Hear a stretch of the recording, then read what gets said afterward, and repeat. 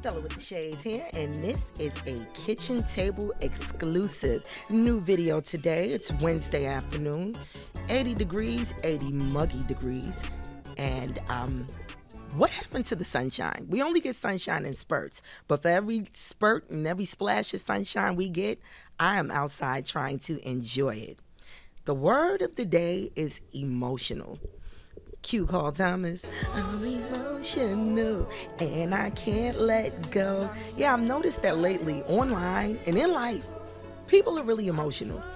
Those people, mainly the male people, a lot of men around me are just showing that they are highly emotional creatures, and it's something to think about, you know?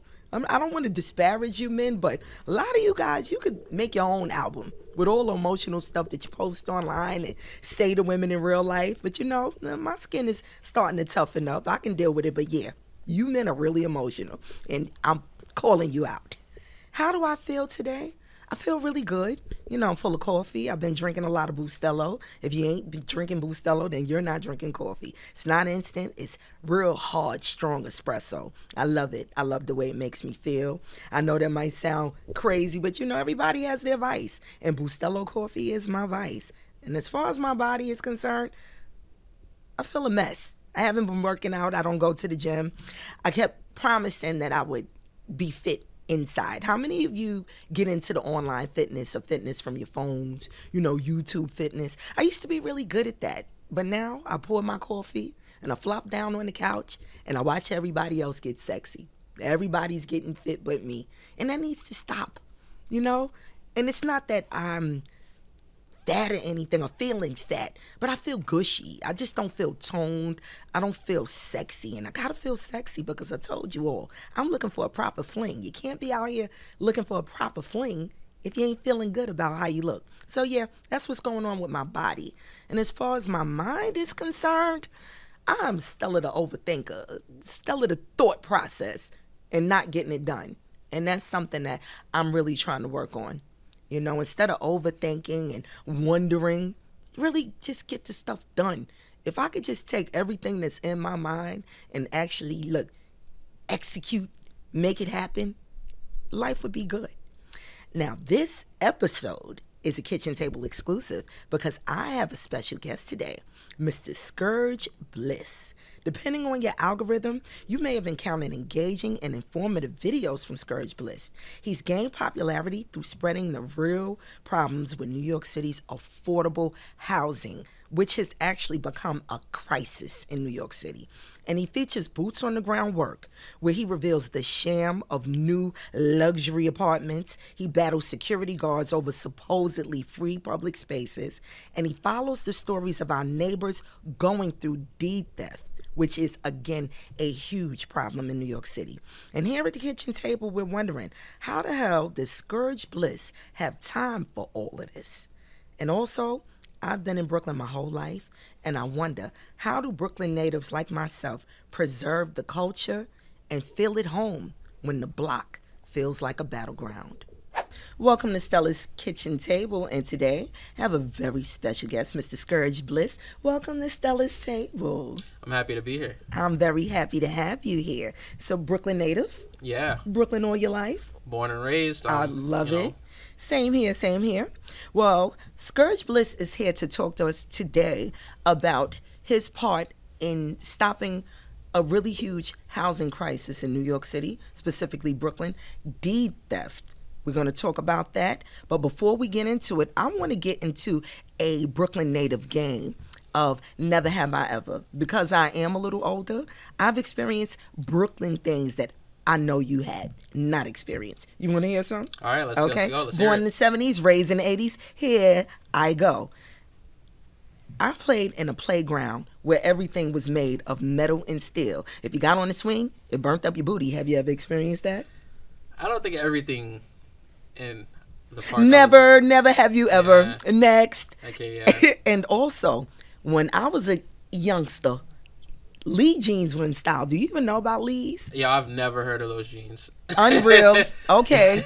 You might have lost your swag card on that one. So Lee was a big brand, and they had a big patch on the back of your jeans. It came in all colors. You wore it with sheepskin coats and your goose down, triple fat goose or your leather goose down. So anyway, when I was a young girl, you had to be careful because people were snatching the patch off your Lee jean. Yeah. Wow. And they were collecting the patches. People that couldn't afford designer jeans would steal your Lee patch, and they would have somebody take your patch and iron the patch on for them. So, yeah. Now that's crazy. You've never experienced that. That's real Brooklyn stuff. And one more.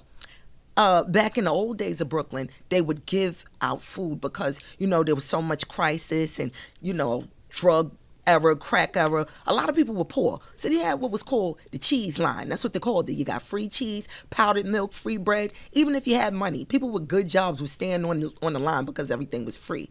Your family ever experienced that? Okay, so not a cheese line, okay. But I've seen like people get on lines to get food. Oh no, this is specific. But nah, like that sounds specific. I don't think I've experienced that. And very quickly, I'm going to tell you why. The main event on the cheese line was the block of government cheese, and that's exactly what they called it. It was called government cheese. No matter what your financial background was, you open anyone's refrigerator, whether it was a white refrigerator or a stainless steel with ice and water coming out, everybody had a block of government cheese.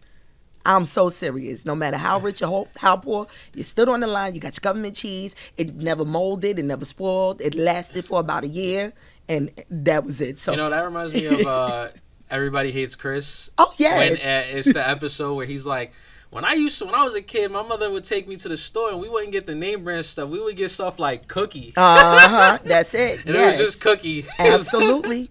And instead of Butterfingers, you had Butter Thumbs. That's exactly the era that I grew up in. So anyway, let's get into it.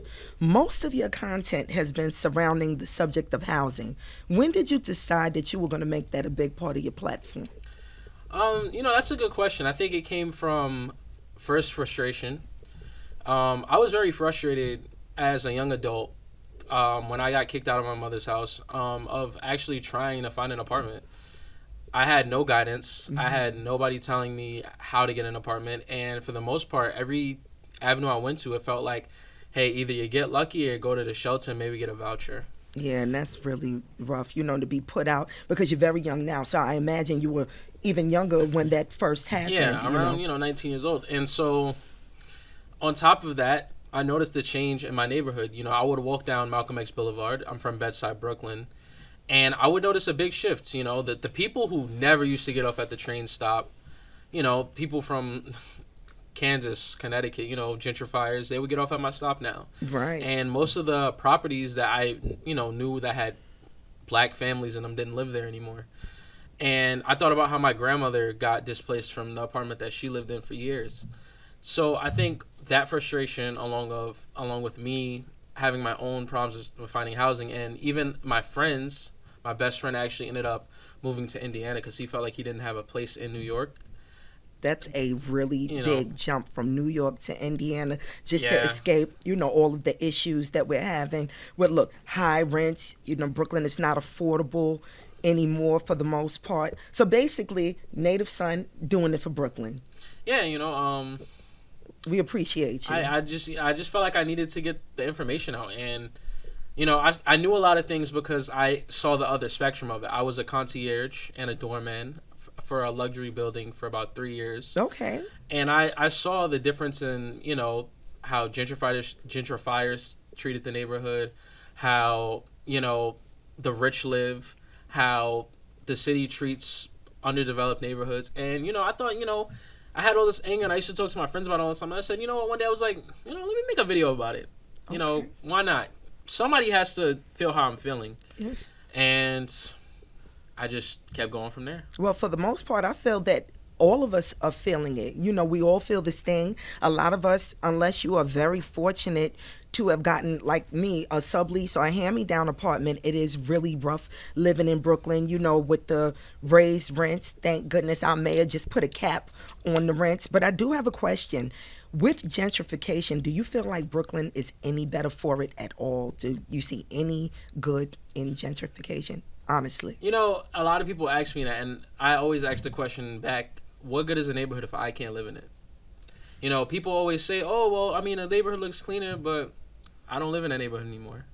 So you made a neighborhood look nice, but you didn't actually fix the problem. You just kind of push it away. It's not a for lot of me. people who lived in Brooklyn now live in Far Rockaway. Right. It's okay. So basically, the gentrifiers cleaned everything up and made it beautiful for themselves, while we're on the outside looking in, or we're packing our bags and moving the parts unknown that are still not clean and not nice. And yeah, that's really unfair. And you know, I always like to challenge that. Like, why couldn't we have these nice things when we lived in a neighborhood? Why did it take for a developer to go, you know what, I'm gonna buy that building, raise the rent, get rid of all the rent stabilized units, to then now we get the supermarket that is a Whole Foods there now that they would have never put there before. Understood. You know, it makes me question things about how, I guess, urban planning and stuff like that goes, and you know, rezoning laws and things like that. Why do they happen? And I guess to an extent that's what some of my content challenges.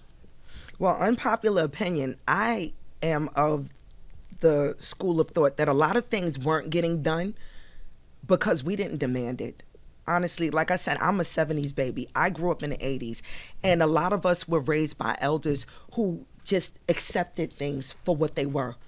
But, you know, they could have done a better job. Like, for instance, a lot of, you know, foundational Black Americans come from the South. You know, our parents, our grandparents.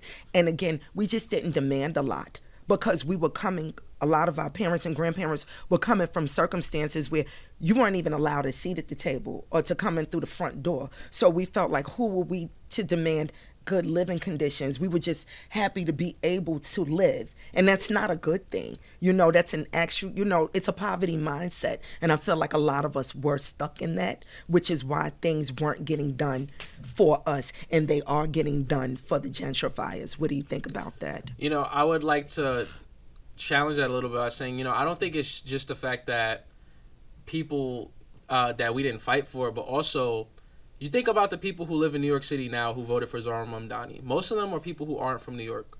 A lot of people who voted for Zohran are, let's be real, rich kids who they don't really care about the laws and stuff that get implemented because at the end of the day, they can afford to live wherever they want.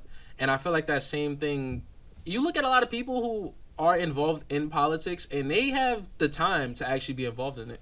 If you're working 3 jobs, 2 jobs to put food on the table, you have all these living expenses. How can you even think about how my neighborhood should be changed? A lot of people don't even think conceptually about what is wrong with their neighborhood because they're too busy trying to keep the roof over their head. Understood. So you can't focus on this when you're just trying to live. I understand where you're coming from. So I'm wondering, you know, we spoke about back in the days and now, you know, back then when everybody was leaving the neighborhood, they called it white flight. What an ugly name. A lot of white people were leaving New York City, and that's how a lot of blacks did acquire their homes because they were basically giving the homes away. So now it's like the return. I want my stuff back. So how do you feel that this particular group of transplants and gentrifiers are a threat to Brooklyn right now, New York City as a whole, but specifically Brooklyn?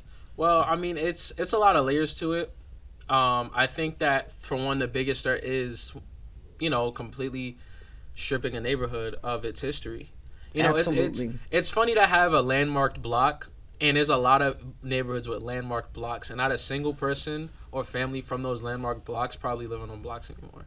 I get it. To an extent, most people probably sold their brownstone. If I got, you know, I have 3 siblings, and their mothers sold the brownstone that they lived in on McDonald and Bed-Stuy for a good amount of money. I don't blame them. Okay. But you also have the other people who unfortunately didn't get that luxury and had their home stolen from them.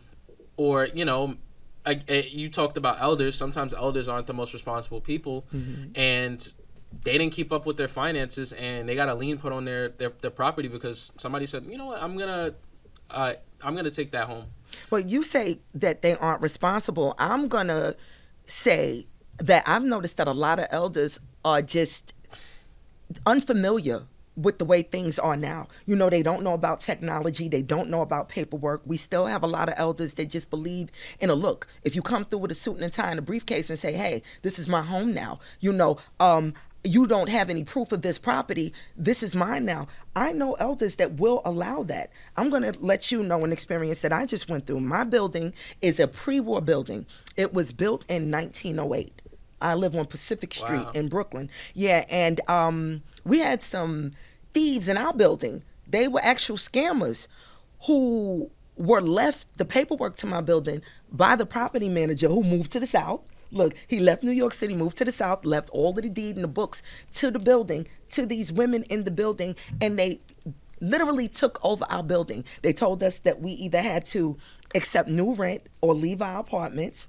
Oh. They took over. We had to go to court to fight for our building to keep it from deed theft. And this was allowed. So, you know, often it's what you said. You got people who are irresponsible, and then you got people where it's like whoever has the paperwork in their hands, they are the ones who are in charge of everything. It's like right now, let's pretend this is a deed. If I snatch this from you, it's mine now. Take it back. What you gonna do about it? And you got people that will fight you in court for it. And that's what happened to my building. Thank goodness there was a neighbor of mine who had the presence of mind to look it up, and she found out that one of these deed scammers was actually a criminal. Her mugshot was online. But it was about to go down. So, you know, deed theft, it is a big thing. But just tell me, is there anything that can actually be done to stop it? Like, how do you just make it go away? How do you stop people from just walking up to you, snatching your home away from you? Because that's what's happening. Well, I think there's a lot of ways you could stop or, you know, try to prevent. Well, give me one, like one of the I know a big one ways. is putting your house in a trust. Okay. I also believe putting a hold on your credit is another thing that you can do to prevent deed theft. Because when you have a hold on your credit, it makes it harder to actually steal your information. And that's one of the things that people do to steal homes. I would say be careful about your signature. Okay. Because a lot of deed theft is done through forged signatures. And the pen is mighty. And, of course, try to have a lawyer and an attorney just in case. I mean, unfortunately, it is an expense. Okay. But a house in and of itself is a bigger expense. Understood. So I feel like, do you want the big expense taken away or a small price to pay? Right. And I feel like to an extent that's the problem that happens when deed theft actually happens. A lot of elders don't have that financial backing to actually get a lawyer. Understood. Or get have an attorney. Or the knowledge and the presence of mind. I mean, I've seen news stories where some of these people whose homes were being taken from them, they were so advanced in age. It was like, you got to be kidding me. Why would you want to steal this person's home? Because they don't seem to have very much time left on this earth anyway. Just let them enjoy their home. But, you know, that's why it's theft. You know, thieves aren't kind. Yeah, I think the unfortunate part, too, is that there's not really a harsh punishment for it. You get caught stealing a home, you might get 2 years.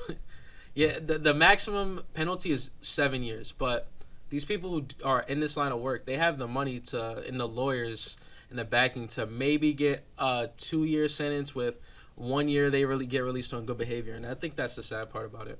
Well, I'm glad that you're fighting the good fight, Scourge, and we are thankful for young men like you who are going to remind the people that your home is your home and you should fight to keep it.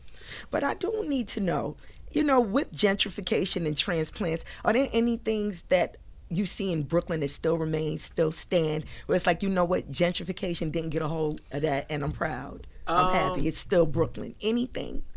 You know, I think out of all the neighborhoods, I would say gentrification is not really prevalent in. I want to say maybe it's Brownsville. Okay. I see when I go to Brownsville, I would say it's still very much old. It reminds me of, like, it's like old Brooklyn still a little bit. I do want, and I actually want to make a video about it soon, more money actually poured into that neighborhood. Okay. More development. I would also say East New York. Okay. Hot take, Canarsie. I think Canarsie actually still has a lot of black home ownership. Okay, I like that. I'm trying to think about any other neighborhoods. Some parts of Flatbush. Okay. You know, I think to an extent, if you go down certain blocks in Bed-Stuy, you still get that presence of old Bed-Stuy, where it's a lot of black families, a lot of black neighborhoods. I got recently invited to a brownstone, you know, where they were having a barbecue in their backyard, and it reminded me of when I was younger. And when I was younger, my dad, who, you know, he would take me and my younger brother, he would just walk up to any block party. He didn't know anybody from the whole on that block. He like, yo, go get some food and everything, and they would welcome us. That was old Brooklyn. Recently when I got invited to that barbecue, I had that same kind of feeling. I was like, wow, this is nice. Yeah. You know, even, nobody that knew me, but you know. And it's nice when you can still hold on to those things about Brooklyn that remind you of old Brooklyn. Like, you know, I was telling a friend that I grew up in a Brooklyn where people used to be able to walk up to you if you were sitting in front of your brownstone and ask if they could use your restroom. I'm so serious. Oh, I mean, wow. strangers on the street. I'm not making this up. Anybody, any of my listeners, followers that over 40 years old, can you remember when you were sitting outside, look, on your stoop? Because in Brooklyn, we sit on the stoop, not the steps. People would ask, hey, you got a bathroom that I can use? And one thing I like about my neighborhood as far as preservation that they haven't taken away, my old nursery school is still there. It's still under the same name, Young Minds. You know, there's certain businesses black owned that they haven't taken away. And then there were certain things that were important to the neighborhood that they just preserved just by signs. For instance, we had a drugstore at the corner of my block, Cambridge and Gates. It was called Lewis Drugstore. It's a French restaurant now, but they never took the sign down. So to preserve the history, the historical value, they still have the sign up that says Lewis Drugstore, but you go inside and you're eating at a French restaurant. So I appreciate that part. But as far as the rest of the gentrification, it can just go to hell. They need to stop raising our rents, you know, let everyone have what belongs to them and work hard for what you need to get for yourself, but don't take it from me and don't take it from my elders. I agree 100%. Yeah. And, you know, the gentrification, I feel like it can be, you know, people say, oh, no, it's like this is just the natural way things are in New York, that things will get more, you know, people move in, people move out, that's a revolving door. And I'm like, no, New York wasn't always a revolving door. I feel like it just comes down to, you know, the policies that are in place, home ownership, you know, more ways for people to actually be able to own. Right.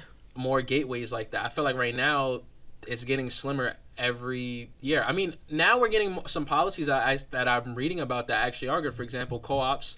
Now, co-ops have 15 days to actually tell you whether or not you're accepted into their building, or they automatically accept you. Because they used to really drag it. Yeah. The waiting process, the criteria, it was a lot of unfairness. You know, I read some forums where, you know, people would apply for co-ops and they would have their application sitting for 90 days. Yeah. That's 3 months. You know, you were lucky if it was only 90 days. I mean, it used to be dragged out longer than that. And I just want to thank you for coming and talking to me about all of this, because there are times that I want to just take off and run.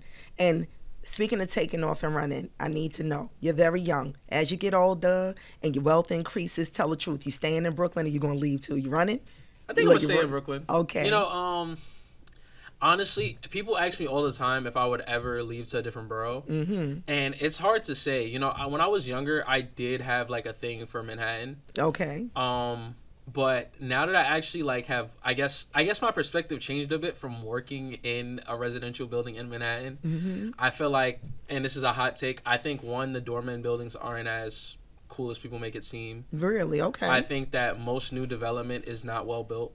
Definitely. It's nice to have huge windows and a nice view of the skyline, but a lot of the buildings are just not quality. Yeah, hollow walls. You can hear your neighbors snoring through the walls. Like, who wants to live like that? But one thing I will say, I love Brooklyn. And no matter how wealthy I get, how big a superstar I become, I'm going to always call Brooklyn home. I'm going to always maintain a home in Brooklyn. Even if, no matter where I travel, it's going to always be Brooklyn. Always Brooklyn. I think, me personally, what I would prefer is, I think I would want a primary residence in Brooklyn. Right. But, you know, every now and then maybe I would have a little apartment I have in Manhattan.